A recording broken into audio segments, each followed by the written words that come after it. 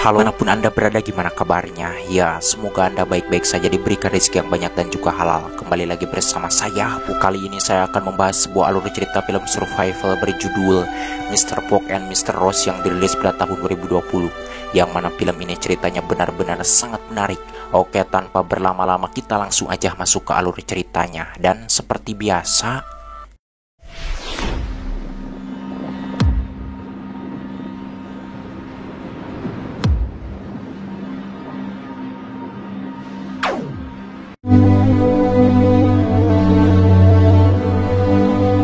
cerita bermula dengan memperlihatkan seorang pemburu berlian bernama Gao yang jatuh bersama mobilnya ke bawah jurang.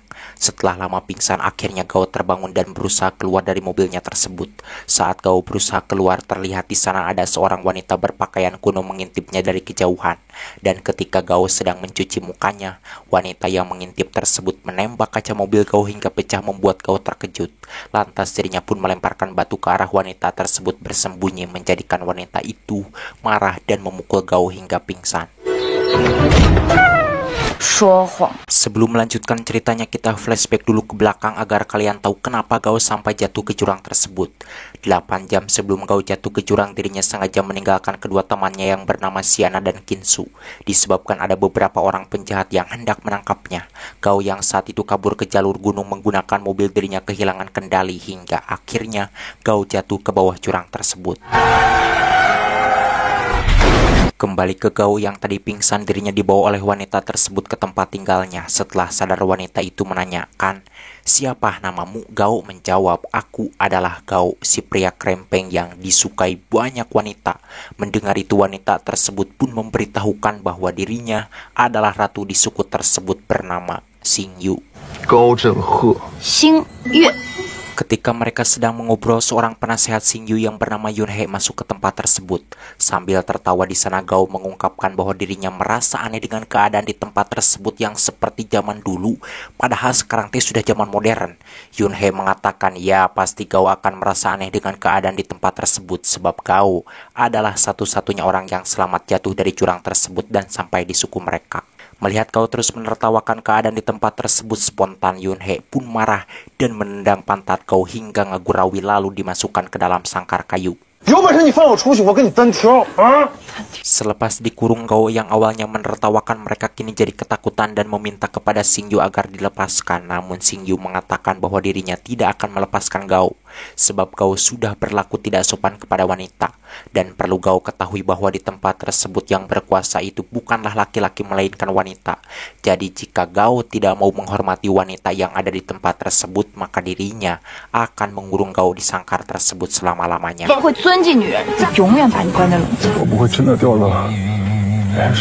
Keesokan harinya, Gao melihat laki-laki penduduk suku tersebut mencuci pakaian dan mengasuh anak, sementara para wanitanya berburu mencari makanan. Melihat itu, Gao tertawa merasa aneh dengan apa yang dilihatnya tersebut. Tak lama, dua orang anak kecil datang menghampiri Gao dan hendak memanggangnya. Beruntungnya sebelum Gao dipanggang, Yunhe keburu datang dan menyuruh kedua anak tersebut pergi. Lalu di sana Yunhe menyampaikan jika Gao ingin tetap hidup, maka dirinya harus mendekati Ratu Xingyu, karena hanya Ratu Xingyu lah satu-satunya orang yang bisa melindungi Gao di tempat tersebut.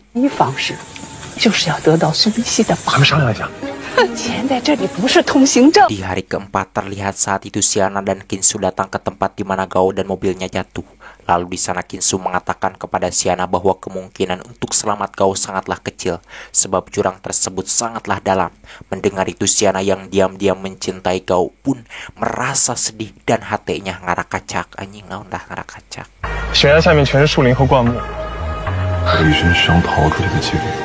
Kembali ke Gao yang masih dikurung. Setelah kehabisan akal untuk kabur, akhirnya Gao berpura-pura meminta maaf kepada Xingyu, dan Xingyu pun memaafkannya. Lalu di sana Xingyu menanyakan apa yang menyebabkan Gao sampai jatuh ke bawah jurang tersebut. Gao menjawab bahwa dirinya sampai jatuh ke jurang itu akibat dikejar-kejar oleh penjahat. Selepas mengatakan hal itu, Gao meminta untuk keluar dari tempat tersebut. Namun Xingyu tidak mengizinkannya karena ditakutkannya Gao orang jahat yang nantinya akan membawa bencana kepada suku mereka. Disebabkan Xingyu tidak mengizinkannya pergi dari tempat tersebut, kemudian saat itu Gao mengajak Xingyu pergi ke mobil untuk mengambil barang-barang miliknya. Walaupun Xingyu tidak mengetahui apa itu mobil, akan tetapi dirinya menuruti keinginan Gao tersebut. Sesampainya di sana, Xingyu yang tidak mengetahui kehidupan modern dirinya berniat mau menembak mobil tersebut. Karena menurut Xingyu mobil itu adalah binatang buas yang telah menelan Gao. Melihat itu spontan Gao pun melarang dan membohonginya. Gao mengatakan memang mobil tersebut adalah binatang buas, akan tetapi dirinya bisa menjinakkannya. Kemudian saat itu Gao pun berpura-pura menjinakkan mobil tersebut dengan tingkahnya yang konyol.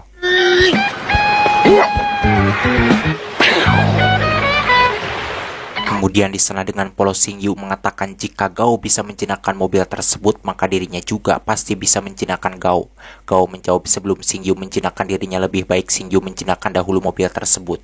Ketika Xingyu sedang menjinakkan mobil tersebut meniru gerakan konyol yang dilakukan Gao, Gao yang licik diam-diam mengambil pemukul untuk membabuk Xingyu dari belakang.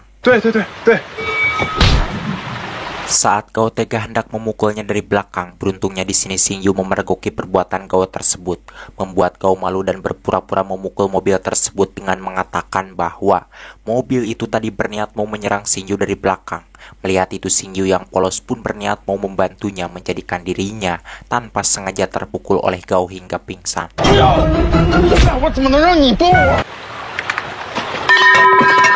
Melihat Xingyu pingsan, Gao pun tidak menyanyiakan kesempatan tersebut, di mana saat itu juga dirinya langsung kabur meninggalkan tempat itu.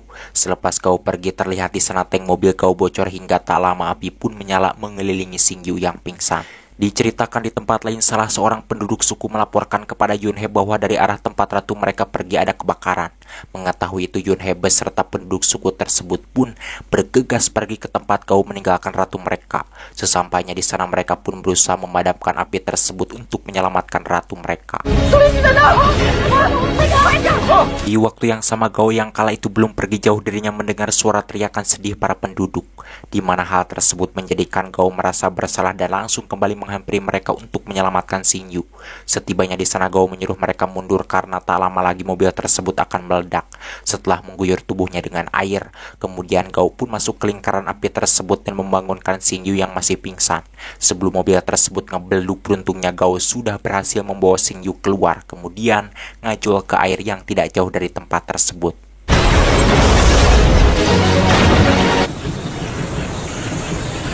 Selepas kejadian itu, Gao meminta maaf kepada Xingyu dengan mengarang cerita palsu bahwa ketika dirinya memukuli mobil tersebut, mobil itu marah menyerang Xingyu dari belakang, kemudian menyemburkan api membuat dirinya kabur ketakutan. Namun ketika melihat yang lain tidak ada yang berani menyelamatkan Xingyu, akhirnya dirinya nekat masuk ke lingkaran api tersebut demi untuk menyelamatkan Xingyu. Mendengar itu, Xingyu yang polos dan primitif pun mempercayai cerita bohong karangan Gao tersebut.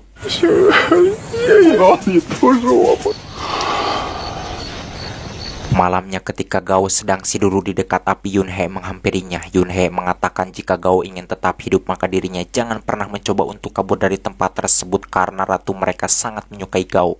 Mendengar itu spontan Gao pun menanyakan apa yang membuat Ratu Xingyu menyukai dirinya. Yunhe menjawab bahwa menurut Ratu Xingyu, Gao itu tampan seperti pangeran yang turun dari langit.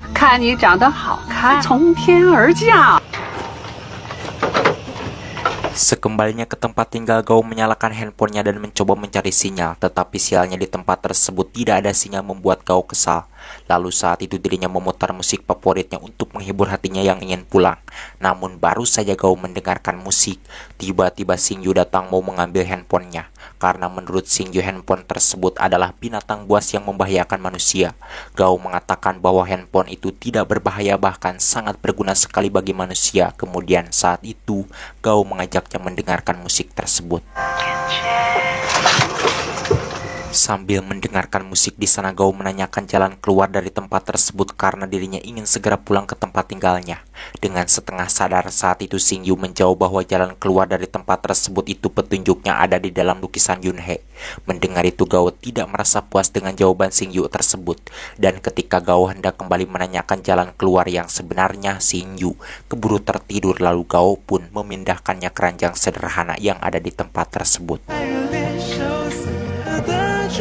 Meskipun Xingyu mengatakannya dalam keadaan setengah sadar, akan tetapi kala itu Gao mencoba mencari di mana lukisan Yunhei tersebut. Hingga akhirnya di sana Gao menemukan sebuah kotak kecil yang berisi lukisan Yunhei. Walaupun di lukisan itu tidak ada petunjuk jalan keluar dari tempat tersebut. Namun di sini Gao merasa bahagia karena dari kotak itu dirinya menemukan sebuah batu safir cahaya bintang yang sangat berharga yang jika dijual harganya bisa mencapai 300 juta dolar. 取名为亚当之星，最后是以 Paginya selepas terbangun, Gao langsung bangkit dan mengambil kotak kecil tersebut untuk memastikan bahwa apa yang dilihatnya tadi malam itu bukanlah mimpi. Dan setelah dibuka ternyata batu safir tersebut masih ada. Rupanya apa yang dilihatnya tadi malam itu bukanlah mimpi melainkan nyata. Dan saat Gao sedang mengamati batu tersebut, Xingyu datang memergokinya. Karena malu di sana Gao pun berbohong dengan mengatakan ketika tadi dirinya sedang mencari makanan tanpa sengaja dirinya menemukan batu tersebut. Kemudian di sana Gao menanyakan dari mana Xingyu mendapatkan batu tersebut. Xingyu menjawab bahwa batu itu adalah peninggalan dari almarhum ibunya dan dirinya tidak mengetahui dari mana ibunya mendapatkan batu tersebut. Setelah berfoto, Gao mengajak Xingyu untuk berfoto di suatu tempat dengan tujuan dirinya mau mencari tempat yang diyakini ada batu safirnya seperti yang dimiliki Xingyu.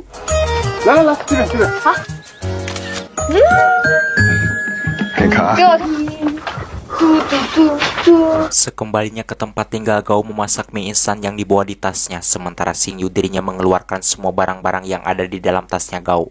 Yang mana di sana Xingyu menemukan stoples obat.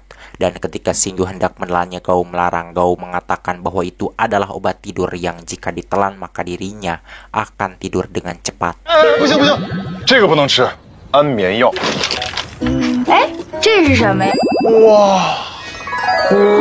Sesudah mie masak, Gao pun memberikan mie tersebut kepada Xingyu. Lalu di sana dirinya merayu agar Xingyu bersedia menukar batu safirnya dengan buku dongeng peninggalan ibunya.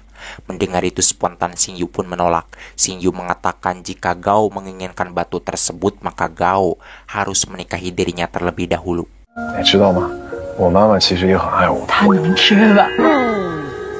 Seminggu kemudian Gao mempunyai rencana busuk, yakni mau berpura-pura menikahi Xingyu dengan tujuan ingin mendapatkan batu berharga tersebut. Dan setelah mendapatkan batu itu dirinya berniat kabur meninggalkan Xingyu. Namun beruntungnya rencana busuk Gao tersebut tidak berjalan dengan baik. Disebabkan Xingyu mengatakan walaupun nanti Gao sudah menjadi suaminya dirinya tidak akan memberikan batu tersebut karena batu itu adalah satu-satunya barang berharga peninggalan ibunya. Mendengar itu akhirnya Gao pun mengurungkan niatnya untuk menikahi Xingyu. Sebelum pergi Xingyu memberitahukan bahwa nanti malam dirinya akan mengajak Gao melihat bintang di lereng bukit tempat mereka berfoto.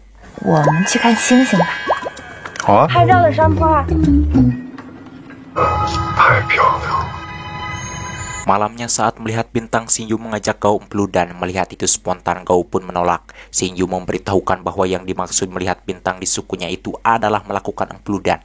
Karena saat itu Gao mencoba kabur, akhirnya Gao kembali dikurung di dalam sangkar kayu. Si Gao ini memang beloto. Coba kalian berada di posisi si Gao, mungkin kalian akan melakukan hal yang berbeda. Oke kan, lanjut.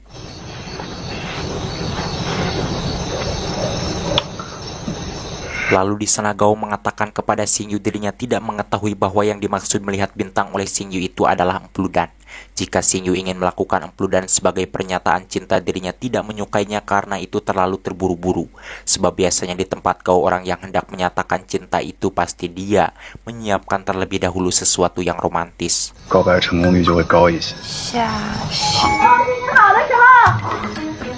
Siangnya terlihat di tempat lain Kinsu dan Xiana berusaha melakukan pencarian menggunakan drone. Namun sialnya ketika sudah berada di hutan tersebut drone-nya malah jatuh. Kinsu mengatakan bahwa di bawah sana pasti ada medan magnet khusus sehingga menyebabkan drone-nya jatuh. Sementara di tempat lain siang itu Gao dibawa oleh Xingyu ke dalam hutan. Sesampainya di suatu tempat Xingyu menumpahkan darah ayam ke tubuh Gao sebagai bentuk pernyataan cintanya. Melihat itu spontan Gao menolak cintanya Xingyu. Xingyu mengatakan, bukankah Gao pernah bilang jika dirinya menyatakan cinta dengan baik Gao akan menerimanya. Gao menjawab dirinya tidak mau menikah dengan Xingyu karena jika mereka berdua sudah menikah juga Xingyu tidak akan memberikan batu safirnya. Walaupun Gao menolak, tetapi di sini Xingyu tidak kehabisan akal. Terlihat di sana dirinya menjebak Gao hingga akhirnya Gao terpaksa menerima cintanya.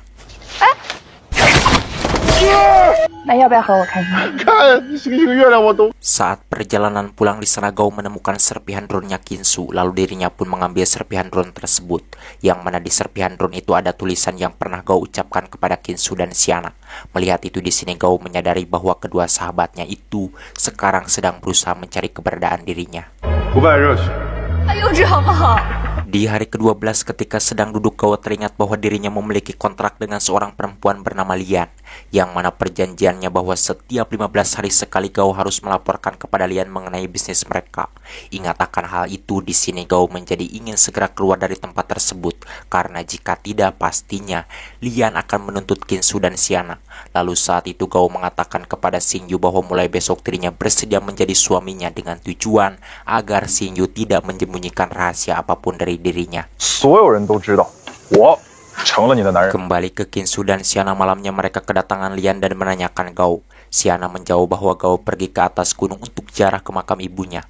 Lian mengatakan jika Gao tidak juga pulang dalam waktu 48 jam maka otomatis kontrak mereka akan berakhir. Selain itu dirinya juga akan menuntut mereka berdua karena sudah melanggar kontrak yang telah disepakati sebelumnya.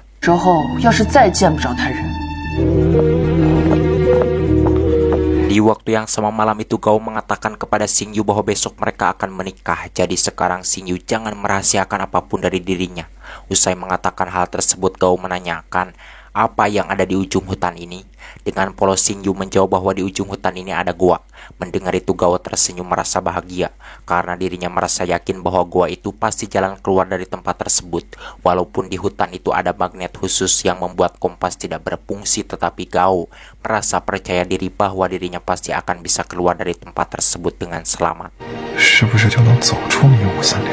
Karena sudah mengetahui jalan untuk kabur, kini Gao pun merencanakan agar dirinya terbebas dari pengawasan mereka. Terlihat di sana Gao mengajak Xingyu masuk ke tempat penyimpanan tuak dengan berpura-pura bahwa dirinya ingin mabuk. Lalu di sana Gao menanyakan apakah di suku Xingyu suka minum tuak saat menikah. Xingyu menjawab iya. Mengetahui itu tanpa basa-basi Gao pun langsung memasukkan obat tidur yang selalu dibawanya ke dalam tong wadah tuak tersebut dengan tujuan agar nanti pas acara pernikahannya tiba penduduk suku tersebut semuanya tertidur sehingga dirinya bisa kabur dari tempat tersebut. 我们那儿结婚的时候也喝酒，叫喜酒。你要警惕那些燃烧整片森林。高人鹤，是不是有猛兽？ Sebelum tidur Xingyu menepati janjinya yakni memberikan batu safirnya tersebut kepada Gao. Xingyu mengatakan bahwa besok Gao akan menjadi suaminya. Jadi sekarang apapun yang dimilikinya dirinya akan memberikan semuanya kepada Gao. Keesokan harinya semua penduduk suku tersebut sibuk mempersiapkan makanan dan sebagainya untuk acara pernikahan ratu mereka. Sedangkan Gao yang berada di dalam tempat tinggal hari itu dirinya memberikan buku dongengnya kepada Xingyu. Ketika dibuka di sana Xingyu menemukan kertas kecil. Gao mengatakan bahwa itu adalah kartu namanya. Lalu saat itu Gao pun mengajarkan Xingyu membaca dan menulis namanya. Xingyu.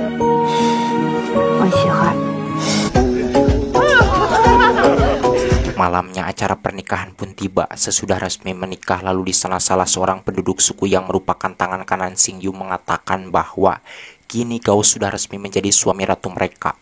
Jadi mulai malam itu dirinya dan semua penduduk suku tersebut akan melindungi Gao dari bahaya apapun. Usai wanita itu mengatakan hal tersebut, di sana Gao mengajak mereka bersulang minum tuak yang telah dicampuri obat tidur. Sementara Gao sendiri dirinya hanya berpura-pura minum agar mereka tidak mencurigainya.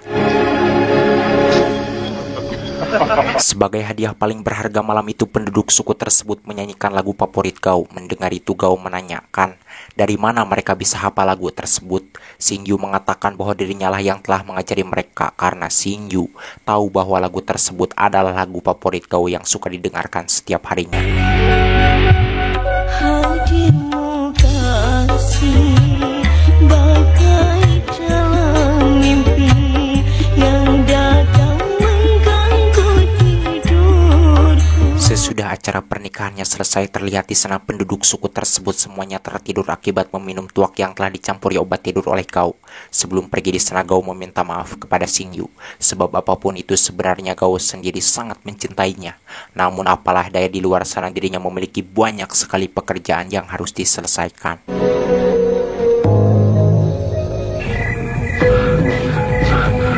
Paginya semua penduduk suku tersebut berpencar mencari Gao, tetapi usaha mereka tidak berhasil. Terlihat di sana Xingyu marah karena Gao sudah tega membohonginya, sementara Gao orang yang sedang dicarinya, di mana saat itu dirinya sudah sampai di gua yang pernah dikatakan oleh Xingyu.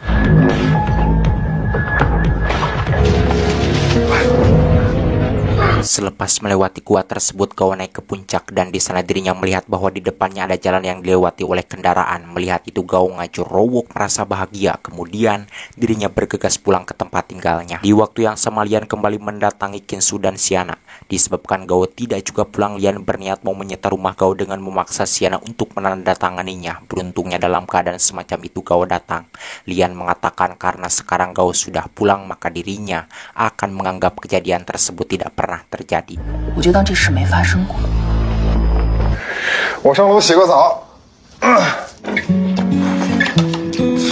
Ketika sedang makan, Qinsu yang merasa penasaran dirinya menanyakan apa yang membuat Gao kuat bertahan hidup di hutan tersebut selama 15 hari.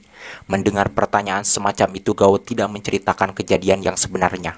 Gao mengatakan bahwa dirinya bisa bertahan hidup di hutan itu karena memakan tumbuh-tumbuhan. Diceritakan Xingyu yang merasa dibohongi, akhirnya dirinya memutuskan untuk mencari Gao. Sebelum pergi, Yunhe berpesan agar Xingyu jangan pernah menceritakan gua tersebut kepada siapapun, sebab itu bisa menyebabkan bencana kepada suku mereka, mengingat orang-orang zaman sekarang ini kebanyakan jahat dan mementingkan diri sendiri.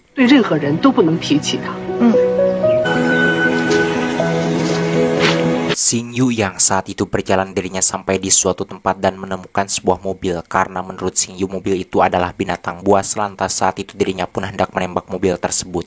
Beruntungnya sebelum Xingyu menembakkan senjatanya, pemilik mobil tersebut yang bernama Endi datang menghalanginya.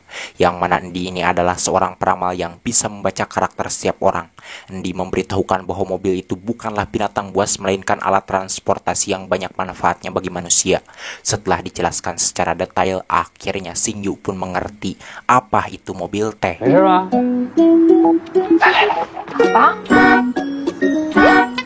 Disebabkan Xingyu memiliki paras yang cantik, di sini Endi pun tertarik mau menjadikan Xingyu sebagai rekan siarannya. Xingyu mengatakan bahwa dirinya bersedia bekerja dengan Endi. Namun Endi harus mengantarkan dahulu dirinya ke seorang pria yang bernama Gao. Setelah mencatat nomor handphone Gao dari kartu namanya, Endi pun menghubungi Gao. Tetapi belum juga lama Endi bicara, Gao keburu menutup teleponnya dikarenakan dirinya tidak mengenal Endi.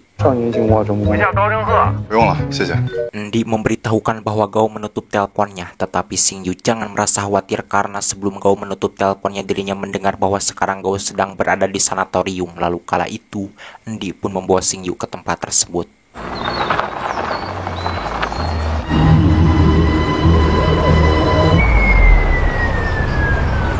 Dan memang benar saat itu Gao beserta kedua sahabatnya sedang berada di sanatorium menjenguk pamannya, sekaligus mau menghibur orang-orang yang ada di tempat tersebut. Sesampainya di sana, Xingyu yang belum pernah melihat badut pun langsung menghampirinya. Dan ketiga badut itu tak lain adalah Gao, Qinsu, dan Xiana. Melihat Xingyu datang, spontan Gao pun kabur ketakutan. Karena Gao tidak ada di tempat tersebut, lantas kala itu Endi pun membawa Xingyu pulang untuk diajak siaran langsung di acaranya. Namun tanpa disangka Gao yang saat itu bersembunyi dirinya bersin sampai akhirnya Gao terpaksa muncul sambil gual-geol. Di tengah perjalanan Xingyu menanyakan, apakah badut itu manusia? Endi menjawab, ya badut itu manusia, namun dia memakai topeng untuk menghibur orang lain. Xingyu mengatakan jika badut itu manusia berarti badut yang tadi bersin itu adalah Gao, sebab bersinnya itu sama persis seperti Gao. Lalu Xingyu pun mengajak Endi untuk kembali ke sanatorium tersebut. Namun sesampainya di sana, sialnya Gao sudah keburu pulang membuat Xingyu kecewa dan duduk di pinggir jalan. Sementara Gao yang berada dalam perjalanan untuk pulang, di tengah jalan dirinya menyuruh kedua sahabatnya untuk pulang duluan dan melacak keberadaan Endi. Sedangkan Gao sendiri, dirinya akan menemui dulu Lian. Setibanya di tempat Lian, Gao pun marah disebabkan Lian sudah berani mau menyita rumahnya yang harganya tidak sebanding dengan uang yang telah diberikan Lian kepada dirinya.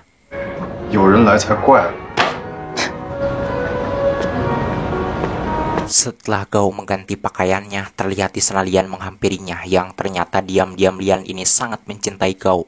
Namun di sini dengan tegasnya Gao menolak karena dirinya tidak mau berhubungan asmara dengan orang yang telah membayarnya. Dan ketika mereka sedang beradu mulut, Ginsu mengirimkan lokasi keberadaan Endi. Kemudian saat itu Gao pun pergi menuju lokasi tersebut.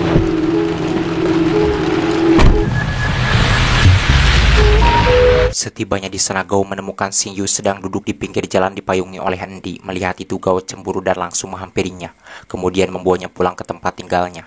Sesampainya di sana, Xingyu mengatakan jika Gao tidak mau menikahinya, dirinya tidak akan memaksa. Akan tetapi kalau Gao ingin memiliki batu safir tersebut, maka dirinya harus kembali ke sukunya untuk meminta maaf kepada Yunhei dan yang lain. Mendengar itu, Gao pun menyetujuinya. Disebabkan Xingyu ini wanita baik dan cantik, tidak mustahil jika nanti setelah Gao menyelesaikan semua pekerjaannya, dirinya kembali ke suku Xingyu dan menetap tinggal di sana sampai mereka memiliki anak yang banyak sekali karena mereka sering melakukan empedu dan hampir setiap hari katanya. 那我写的名字。 Tamat ending yang sangat mengempludkan. Terima kasih kepada teman-teman semua yang sudah menyaksikan video ini sampai selesai. Semoga kalian sehat selalu dan diberikan rezeki yang banyak. Oke.